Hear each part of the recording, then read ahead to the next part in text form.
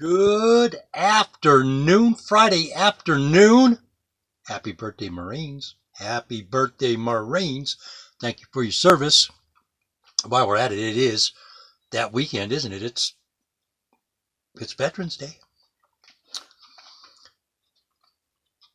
For those who gave some and the some that gave all, thank you very much. I sincerely appreciate it. You have made it possible for me to talk to everybody, and you keep our liberties intact. Ladies and gentlemen, it's Friday. It's a special edition, Preservation Thursday, live on Friday. This is big.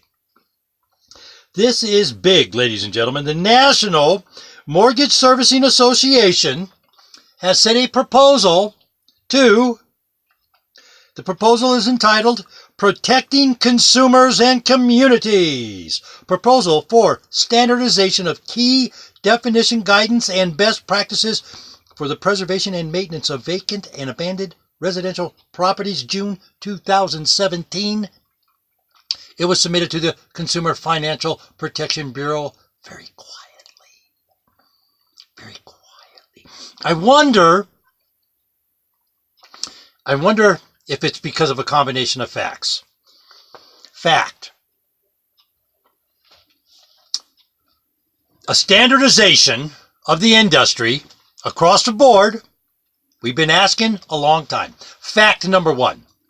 Myself, Paul Williams, John Allen, even printed books up to create some kind of standard unity across the nation for the industry, for the property preservation industry. That's what this proposal is about, and that's what we're going to talk about on this special edition of Preservation Thursday. It's live on Friday. It's a special edition. You're going to love it. You're going to love it. You are going to love it. Special edition brought to you by First Response Pest Control. You in the Dallas-Fort Worth area? First Response Pet Control. You got bugs in your pizza? Look at that, man. There you go. First Response Pest Control. Give them a call, ladies and gentlemen. Give them a call. Let me see here. If you're in that area, I don't even know where. There we go. There we go. www.louisvillepestcontrol.net. They'll get you taken care of, ladies and gentlemen. They will get you taken care of. Back to the National Mortgage Servicing Association. For those of you who don't know what that is, it is all the mortgagers in the country.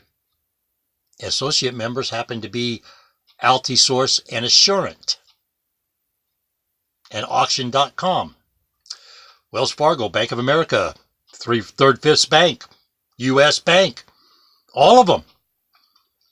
All the mortgage houses are members of this. And oh, by the way, they're NAMFS members also. Their management, they are the people who spit the work out. Why is that important? I think they see the writing on the wall on this employee independent contractor issue, ladies and gentlemen, and this is their solution because it will take all the people out of the middle. Nothing I did. For a long time, there have been several of us in the industry that have said there has to be some form of minimum standard so across the board it gets done. The reality is this: I don't care how many mortgages there are out there. When a property gets foreclosed on, the goal on every single one is the same. And that is to clean that property up and repair any safety issues with the thing so a determination can be made. Do we do more repairs or do we sell as is and the house is in a saleable condition? That's the goal. No rocket science involved here, but that's the goal.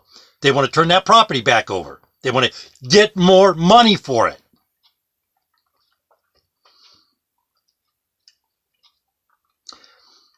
I have long advocated that if you do, and we're going to get into some of this here, because this proposal stresses something that I've been saying for a long time. The need for a standard uniform across the board, and they start with inspections. This is addressed to Richard Cordray, the director of the Consumer Financial Protection Bureau. It is from Ed Delgado, president and CEO of the 5-Star Institute. If you'd like a copy of this so you can look at it, labor, pay attention, because this is something we should have some input into. I've been saying this for a long time. What is the first way to do? And I'm going to say something here before we go any further. For 7 years, not only myself, not only John Allen, not only Paul Williams have said there needs to be a uniform standard across the board. I have even suggested that the first place to start is by using a QC policy that is the same for everybody. And I've got blowback from people like Derek Weathers, Gene O'Neill, Robbie Sanchez, Brett Douglas, another advocate for labor, even Kim Savage has all come back with, well, you need to be able to adapt to their... No. You don't need to be able to adapt to everybody. They're using your business. You're the business person. They're asking you for your services. If we all tell them, hey, this is how we're doing it, whether you like it or not, there's nothing they can do. Think about that. Think about it. There's a reason independent is an independent contractor. It's not dependent. It is independent. Just think about it. Just something to think about. The overview. I'll read you the opening paragraph. Vacant and abandoned residential properties hurt communities and families because these properties are precursors for blight in a community. A vacant and abandoned property generally must go through exactly the same and often lengthy foreclosure process as a home that remains occupied by a consumer. The opportunity to cure the default, along with other timeline requirements, must be met in order for the mortgage servicer to complete a lawful foreclosure. Part of their solution to this problem is to keep the person that they're going to foreclose on in the property as long as possible, and I kind of agree with that. I think it would help. But, and they've showed some pretty hellacious pictures here, folks. I don't know which one of you out there took those, but pretty good pictures. One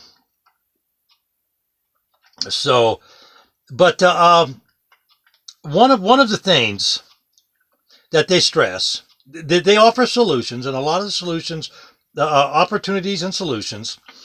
Definition of key terms. This is something we have said for many years. Across the board, you have to have some uniformity. And for people in the industry, and oh, by the way, everybody but one of those people is a member of, I don't think Rich Rue is, but Brett Douglas is, Kim Savage is a member of NAMFS. And they've all kind of sided with management in regards to the uniformity issue. Oh, well, you can't do that because they all have their own rules. They all want the same thing. So guess what? We get to make the rules.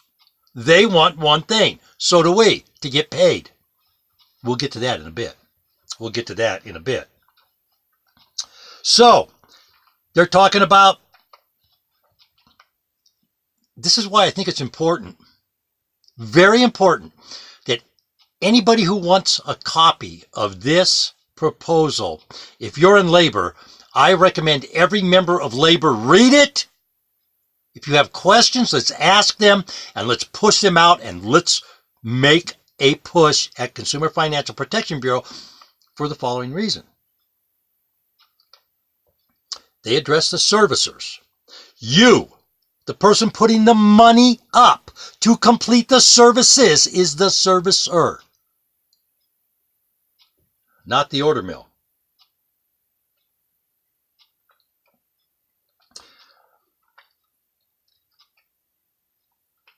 They talk about, and this, I want to read this. Differences in the investor requirements and content of the property inspection report create fulfillment inefficiencies for a third-party servicer provider and prevent a common standard across the industry for assessing the condition of the property or calculating a change in the property condition. A common inspection report will improve the quality of the report. Again, ladies and gentlemen, I have long advocated, our company used, I don't have the copy to show you. It's on the website. I'll put the link on there. It is on the website. We do sell them. I just got off the phone with John Allen. There are some books available. He has a few books over there still. But the home checkbook, we give them a property condition report. Ladies and gentlemen, I want you to stop for just a minute. I want you to think, and I want you to look at a big picture with some perspective. The reason I started with John and got the home checkbook and we did this stuff was because the most important trip to a property in property preservation from a labor standpoint, from a company that has done this work, the most important trip to that property is the first one.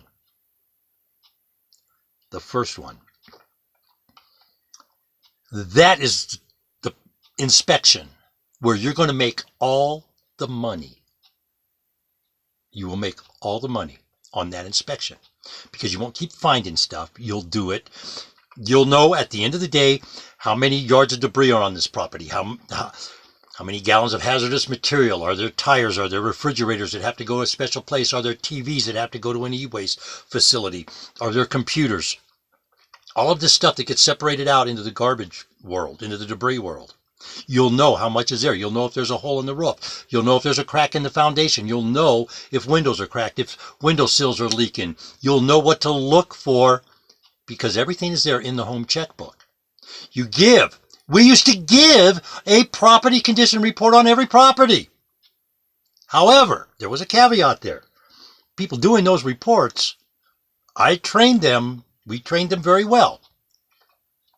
Were they professional, licensed, insured home insurers, inspectors? No. However, with the home checkbook, they didn't need to be. They just needed to be able to read and follow directions. It's everything there in the book. We had our own spreadsheet that we would come back in and we would transfer the information into it. Master bedroom and bath. Secondary bathroom, third bathroom, fourth bedroom, whatever it was. Each room had its own checklist.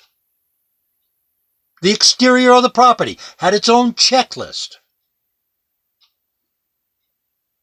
Easy peasy Japanesey, baby. I don't know what to tell you guys, but that was how we did it. That was how we knew when the trash out was done, we'd be going back there to fix the windows, to replace windows, or to replace a door, or whatever it was. We knew we would be going back to do the follow-up work to make the money. That's what they're asking for here. They're asking people, what they're saying is they want to go straight across the board with uniformity.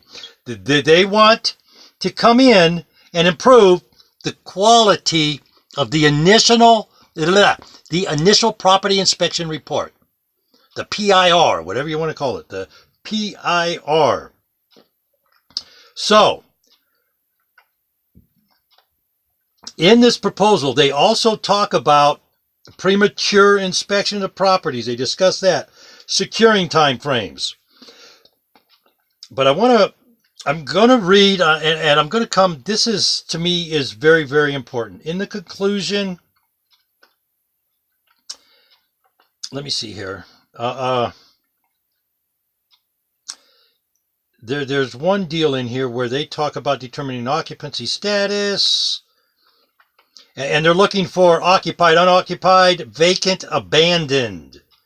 So there'll be definitions coming out on that. Additional clarifying definitions critical to vacant and abandoned property. They have a list of stuff in there. Just securing a vacant property.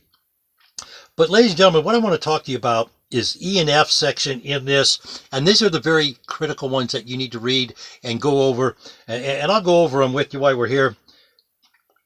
Servicers should complete the following services within 15 calendar days from the date the property is deemed to be vacant and abandoned. In other words, when they notify you, the schmo paying all the bills to float the industry, so they can take a 10%, 20%, 35%, 80% commission, whatever they do, and then back charge you. You're the person that has 15 days to complete the services on that property. That is an ample amount of time to schedule properly for the services that are required on the property after that first initial inspection. My humble opinion, and this is why I want every member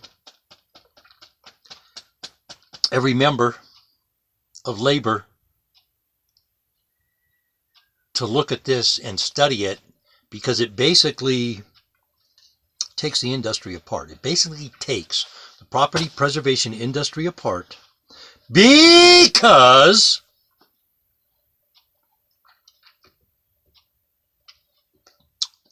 it talks about compliance with state and local authorities. Now I want to ask you something.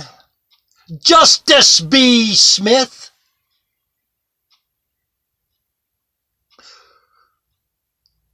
do you know the local ordinances in Hoboken, Alabama? Do you? How can you instruct anybody to do the work in that town if you don't know the ordinances? Think about it, folks. This comes back to where I say Bank of America, Wells Fargo, U.S. Bank, Third, Fifth. All these mortgage outlets have offices in almost every city in the country, for crying out loud. Let's bring this work home. Let's get rid of the... We don't need Safeguard selling us. This is where it's going to hurt people.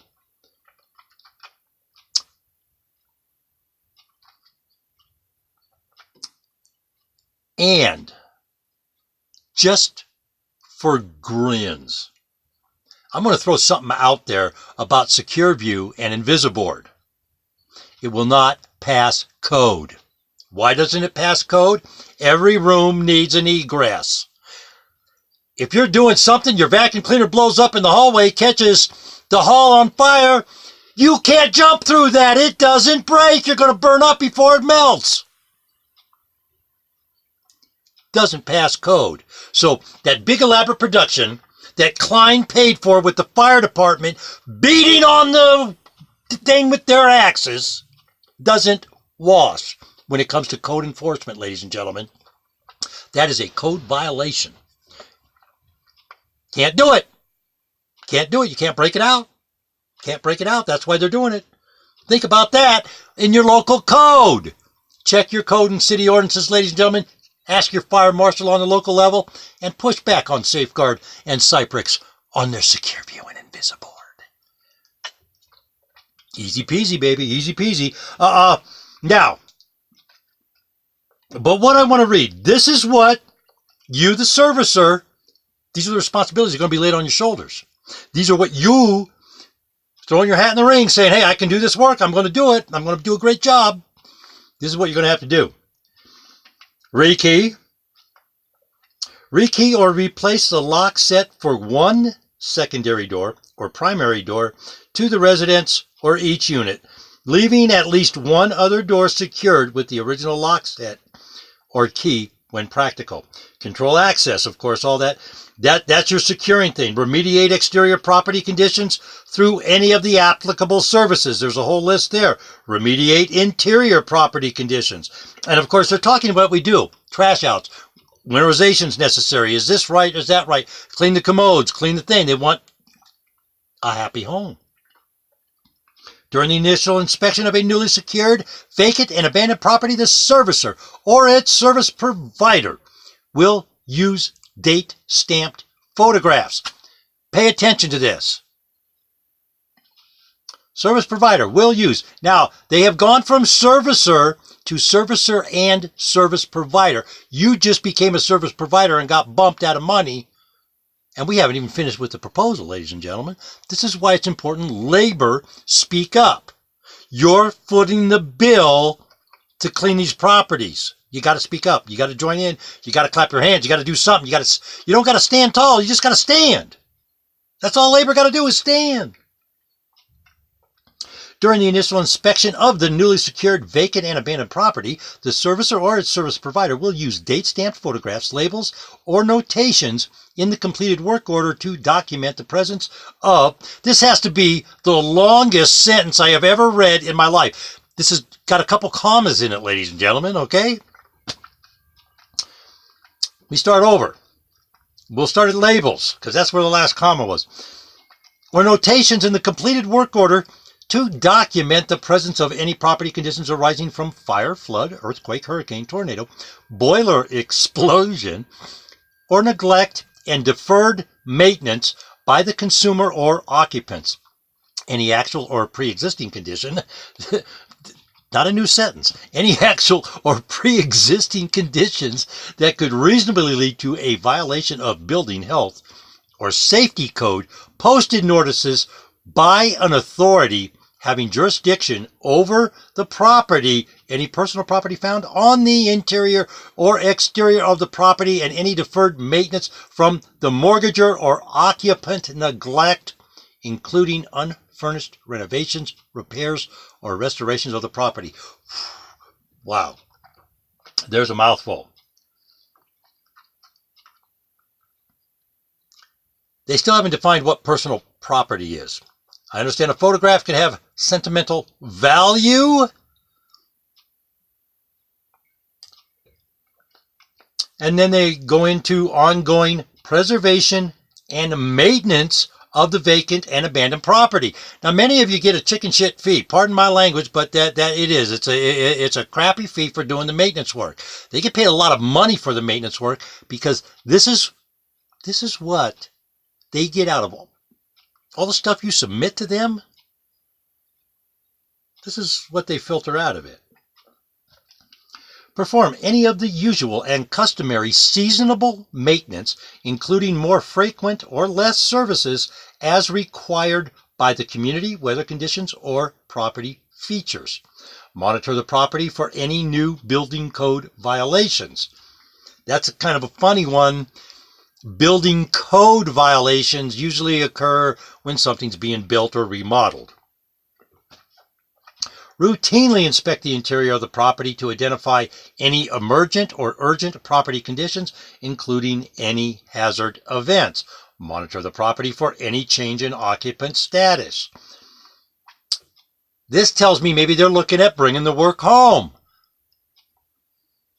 Think about it.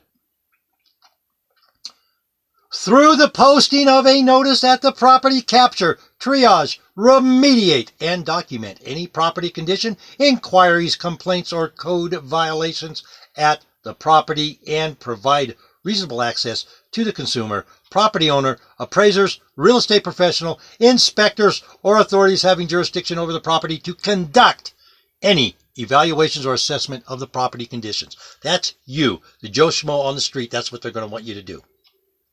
For $35. I'm sorry, that's $150, $125 fee right there for that property every month. You should be getting at least $125, $150 to do the maintenance on a property every month. At one time, our company got $90 to do the maintenance on a property every month and report all that information. So now I'm thinking, it should be up a little bit. The reason I decided to do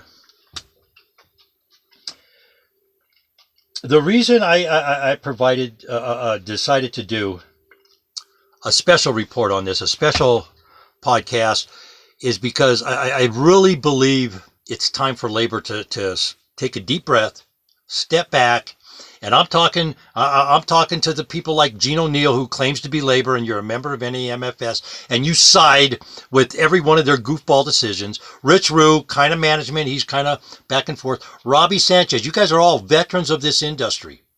You all are respected in this industry. Across the board. Across the board. You know, back a few years ago, I can't remember the guy's name. He was a guy with a cheap $5 haircut, the Boy Scout leader. Remember what was his name? Kip? Ken? Kim? But he tried to steal. This is how good. This is how good the educational products are at NARPE International, ladies and gentlemen. This guy tried to backdoor John Allen and steal him from him. When Terry Platt and Kim, whatever, he was at C's, and he got mad at me because I banged the owner of C's for stealing money from everybody. Remember that little fiasco? Yeah, that's the guy I'm talking about.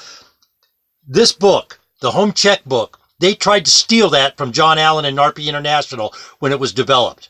When we had it made and we were starting to push it out there and everything, and things got sideways and went all crazy because John Allen wasn't going to allow that to happen because they wanted to incorporate his education program. And when we asked, well, who gets the royalties? And oh, well, it becomes NAMFS's.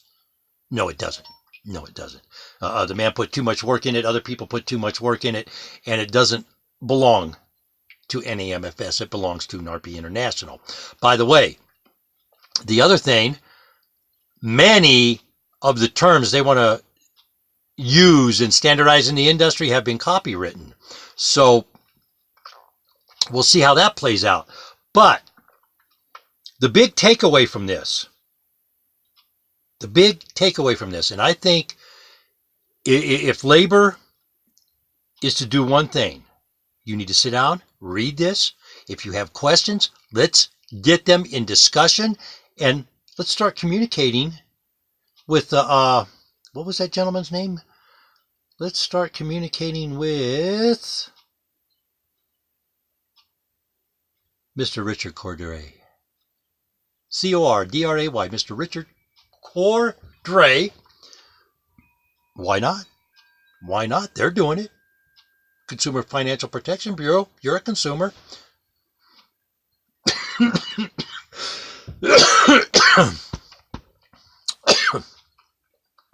My opinion, labor is going to get more workload put on them. What is needed in order to provide services on the level in there? I think we all know it's called compensation. It's called compensation, ladies and gentlemen. National Mortgage Servicing Association,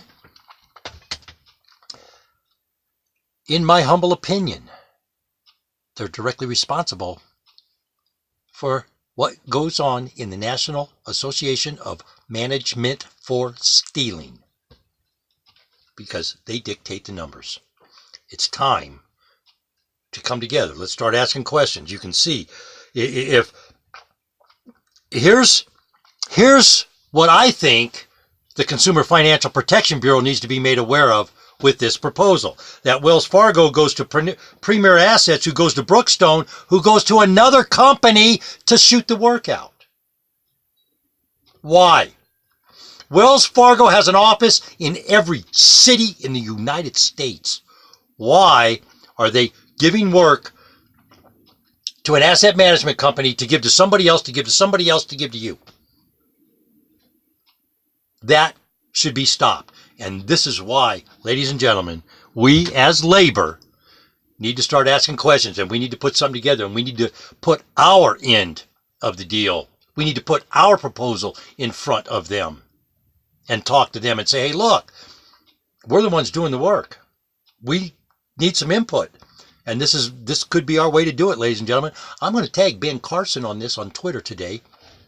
And if you're on Twitter, please find me at Alladay LLC, and let's share that and push it around. We'll get the NAMFS people on there too, and we'll see if we can find the National Mortgage Servicing Association on Twitter. and we'll put it out on Twitter. Let's do that, ladies and gentlemen. Hey, if you like what you hear, give us a thumbs up. Subscribe to the station. If you can help out, it sure would. It'd be huge right now. Hit the website. Give us a donation, even a $5 bill, folks. It all helps out right now. It's huge. It really is.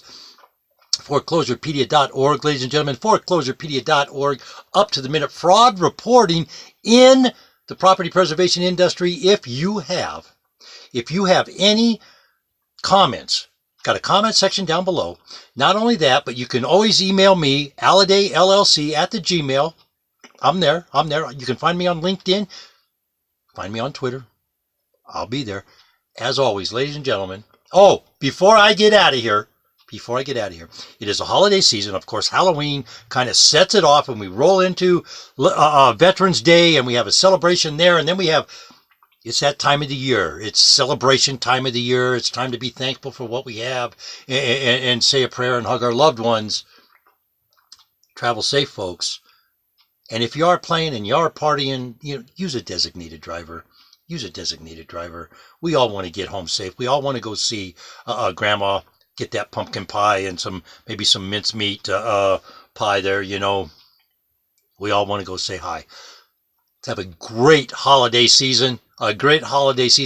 You will be seeing a new studio. I promise.